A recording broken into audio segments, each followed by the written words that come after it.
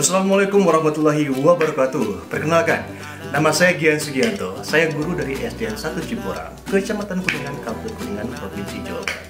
Nah teman-teman, saya juga adalah salah satu peserta untuk kegiatan BIMTEK AKM Angkatan Pertama yang kebetulan diadakan oleh Kementerian Pendidikan dan Kebudayaan Republik Indonesia.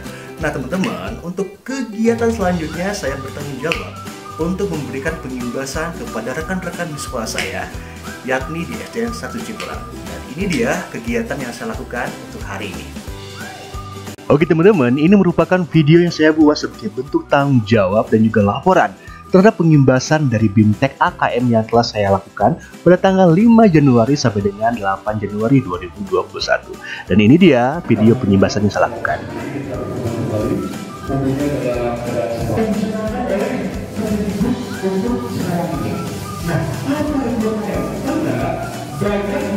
Memiliki persepsi yang berbeda. Nah, apa yang disebut sebagai AKM tersebut yang disebut sebagai BIMTEK. Dan kemudian untuk selanjutnya adalah tentang bagaimana kita menjalankan atau mensosialisasikan tentang pendidik. Oke kawan-kawan, berbicara tentang fungsi dan tujuan pendidikan nasional, yaitu untuk mengembangkan kemampuan dan bentuk watak serta peradaban bangsa yang bermartabat dalam rangka mencerdaskan kehidupan bangsa. Sedangkan tujuan pendidikan nasional itu sendiri yaitu untuk berkembangnya potensi peserta didik agar menjadi manusia yang beriman dan bertakwa kepada Tuhan Yang Maha Esa, berakhlak mulia, sehat, berilmu, cakap, kreatif, mandiri, dan menjadi warga negara yang demokratis serta bertanggung jawab. Berdasarkan tentang sifat karakter, bagaimana kita memanusiakan manusia itu tujuan dari pendidikan sebetulnya untuk manusia. Perlu diingat teman-teman bahwa asesmen nasional itu terdiri dari 3 bagian. Yang pertama adalah asesmen kompetensi minimum, yang kedua adalah survei karakter, dan yang ketiga adalah survei lingkungan belajar. Berbicara tentang AKM merupakan satu-satu cara untuk mengukur kemampuan peserta didik pada aspek kognitif dalam hal membaca atau literasi dan juga matematika atau numerasi. Selanjutnya, ada berbagai penguatan pendidikan karakter yang harus diperhatikan. Di antaranya adalah nilai religius, yang kedua ada nasionalis, yang ketiga integritas, keempat mandiri, dan yang kelima adalah nilai gotong royong.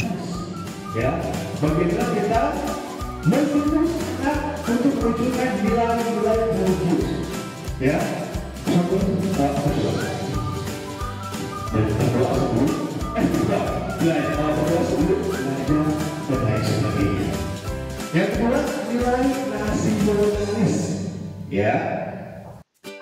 Pemirsa, dalam asesmen kompetensi minimum ada 2 hal yang menjadi tolak ukur utama dalam prosesnya.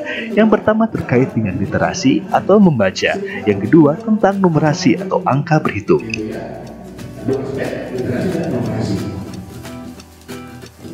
Inilah asesmen kompetensi minimum. AKM itu adalah untuk meningkatkan proses pembelajaran yang nantinya akan berdampak pada peningkatan prestasi peserta didik. Pemirsa, berkaitan dengan soal-soal AKM, soal-soal yang diberikan tidak fokus pada mata pelajaran tertentu, tetapi soal-soal yang merangsang kemampuan berpikir kritis dan analitis peserta didik dan mengasah kemampuan membaca atau literasi dan numerasi. Perlu diketahui bahwa latar belakang selenggarakannya AKM itu sendiri karena Indonesia masih dalam posisi terendah dalam hal pendidikan. Menurut survei, Indonesia masih dalam posisi 72 dari 77 negara dalam hal kompetensi membaca. Sedangkan dalam kompetensi matematika, Indonesia berada pada urutan 72 dari 78 negara. Dan terakhir, dalam kompetensi sains, Indonesia berada pada urutan 70 dari 78 negara.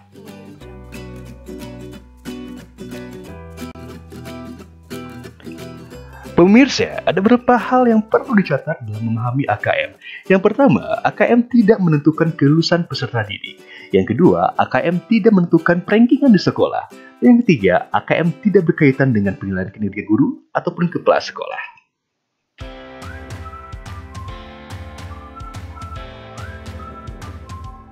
Selanjutnya, ada beberapa kompetensi yang dinilai dalam AKM.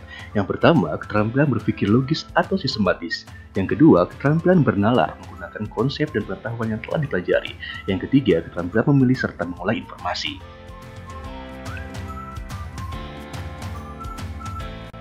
Baik, untuk sasaran AKM sendiri akan dilakukan secara sampel dan acak. Pada kelas 5 maksimal 30 orang, kelas 8 maksimal 45 orang, dan kelas 11 maksimal 45 orang.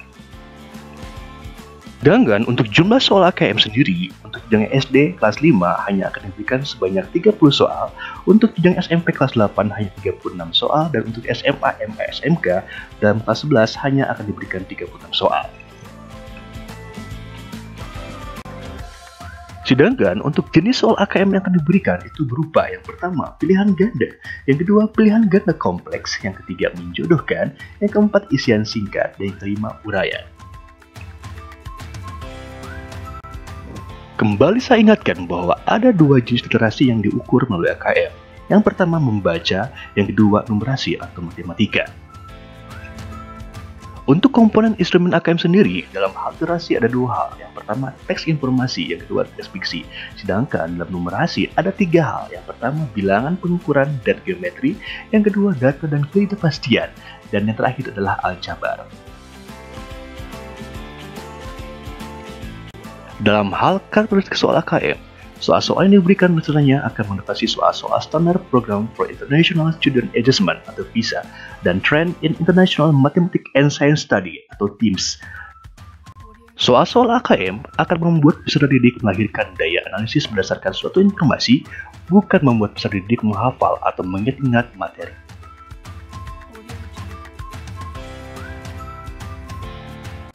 Pemirsa, berikut ini merupakan contoh-contoh soal literasi membaca dalam AKM.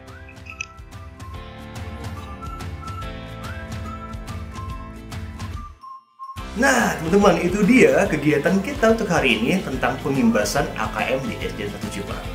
Teman-teman, jangan lupa tetap menjaga protokol kesehatan, ingat pesan ibu, memakai masker, mencuci tangan dengan sabun, dan juga jaga jarak. Terima kasih. Wassalamualaikum warahmatullahi wabarakatuh.